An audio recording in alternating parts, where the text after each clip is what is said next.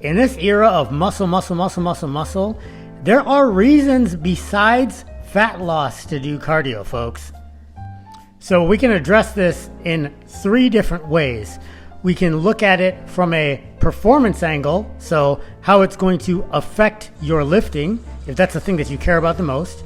We can look at it from a health angle in terms of how that's going to affect your day-to-day and your longevity, if that's what you care about the most.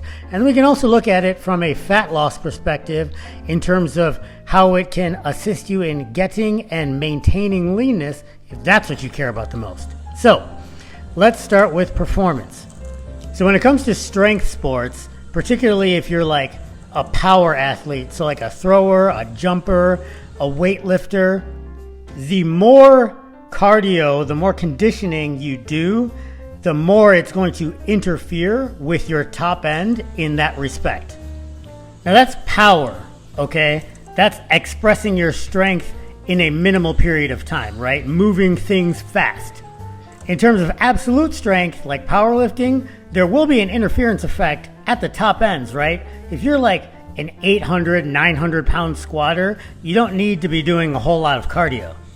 If you're training for strength, but not necessarily at the highest levels, a little bit more conditioning is likely not going to interfere with your top end strength, particularly if you separate your conditioning either hours before or after your strength training or on separate days entirely. And then least of all is the interference with hypertrophy training, particularly if you adjust your nutrition and recovery accordingly. Besides, of course, separating the training sessions either hours in between or on separate days. Besides the decades of legions of bodybuilders doing their step mill after a pretty significant hypertrophy session, or the many millions at this point of tactical populations that do absurd amounts of running, rucking, what have you, and then go and lift, I personally don't buy too much into the hypertrophy interference effect. But then again, I'm not a competitive bodybuilder.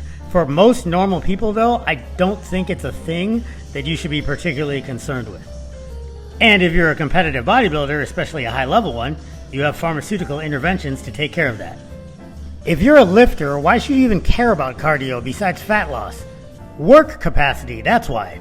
I get that strength and or hypertrophy are your goals, but you can move a house for 1 rep, but at the same time, you're turning red, sweating, and breathing heavy doing bicep curls. Work capacity allows you to do more work in any given block of time and recover from that work a lot faster, so that in aggregate, you can get a lot more training done and therefore get to your strength and or hypertrophy goals a lot faster. You know how some people are massively strong, but when it comes to repetitions or repeatable strength, they have like maybe another effort and then they're completely gassed out? Sure, fiber type distribution, type 2 over type 1 has something to do with that. Type 2 fast twitch fibers fatigue more readily, but at the same time, it is largely, particularly if you see them breathing heavy, turning red, and sweating a lot, an issue of work capacity due to poor cardiovascular fitness, which you can fix by just adding a little bit of cardio to your weight training program.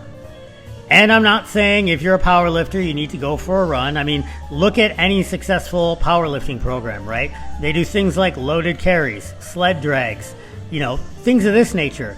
You can make your conditioning amenable to your sport of choice.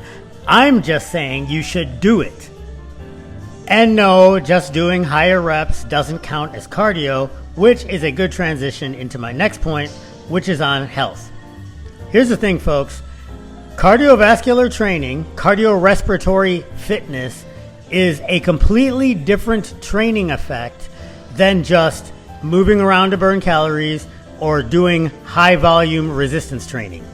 And yes, while walking is cardiorespiratory fitness, and you can certainly get a decent amount of it starting from baseline by just walking around more, getting your step count up, it is just that. It's a low level cardiorespiratory activity. It's like this. If you're completely untrained and you start off just benching the bar, you will probably get a training effect from that because it is weight. It's 45 pounds. It's 20 kilograms. And if for whatever reason you only feel comfortable moving the bar, you could do 50 reps, 100 reps, 500 reps. But after a certain point, the stimulus, the intensity is going to become so low that you're just moving around burning calories. Walking is much the same thing. The stimulus, unless you're sedentary, unless you're very out of shape, is really low unless you pack on a ton of volume. And even then, yeah, you're burning extra calories, but you're not getting the same cardiorespiratory effect as you would if you increased the intensity, increased the load, like in the case of the bench press. That increased intensity, that moderate to higher intensity of cardiorespiratory activity is what's going to give you the specific training effects that we're talking about here that are so beneficial to health and longevity. There's a 2024, so recent, systematic review in the BMJ that covers 20.9 million observations from 199 unique cohort studies from 2002 to 2024, 22 years, that basically say that if there is one single factor that can improve your health and longevity, it's cardiorespiratory fitness. Now, I am not a single factor, one size fits all, one thing is the solution to all our problems kind of person, but both common sense and literally decades of evidence are saying that cardio is probably the one kind of exercise you don't want to ignore. But yet, nowadays, everyone's just like muscle, muscle, muscle, muscle, muscle. Cardio doesn't matter. Will muscle make you look better faster? 100%. But that's not what I'm talking about here. I'm talking about health. And for health, you need cardio. Now, I probably lost most of you talking about health because that's a thing that people only seem to care about when it actually is a problem. And by then, kind of like hydration, you're a little bit behind the power curve. But that's as good a place as any to transition into fat loss, which is tangential to, but not entirely correlative to health outcomes. Cardio helps you with fat loss in the following way. Typically with cardio, you have to use your type 1 muscle fibers, your slow twitch, because they are the most endurant. And in them is where you have most of these guys, your mitochondria. You have mitochondria in your fast twitch fibers too. It's just those are more prone to hypertrophy, and so your mitochondrial density in them is lower.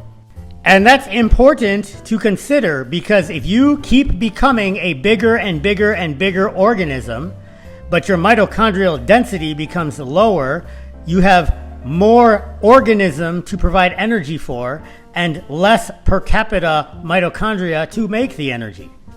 And for the sake of this video, we'll keep it that simple because there's so many other things to consider when it comes to mitochondria and the transporters that are involved in mitochondrial activity.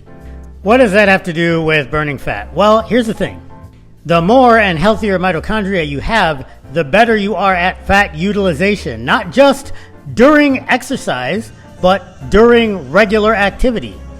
If you reference the work of Dr. Brooks, Dr. San Milan, and others et al., or simply any of the videos where I reference why I track wattage and watts per kilogram as my preferred metric in my conditioning sessions, the higher wattages that you can sustain at that zone 2 millimoles of blood lactate inflection point, everything under that curve, activity-wise, you don't necessarily have to go into glycolysis. You don't have to use sugar, carbohydrate, in order to fuel that activity. You can perform that work using fat as fuel. And no, this doesn't mean that you get to skip out of the energy balance game. We all have to play that. But you can play the energy balance game with a slight deficit, but then also most of the time, except when you're doing really hard things, just use fat as fuel instead of carbs. It's that constant turnover rate of old fat for energy that people don't address by not doing cardio. So there you have it, folks. Reasons to do cardio. Unless you're going to be Mr. Olympia or World's Strongest Man, there really isn't any reason for you to not do cardio. Especially if you want to live longer, be healthier, lose weight, and lift more. So do your cardio and stay in the fight. Thanks for watching.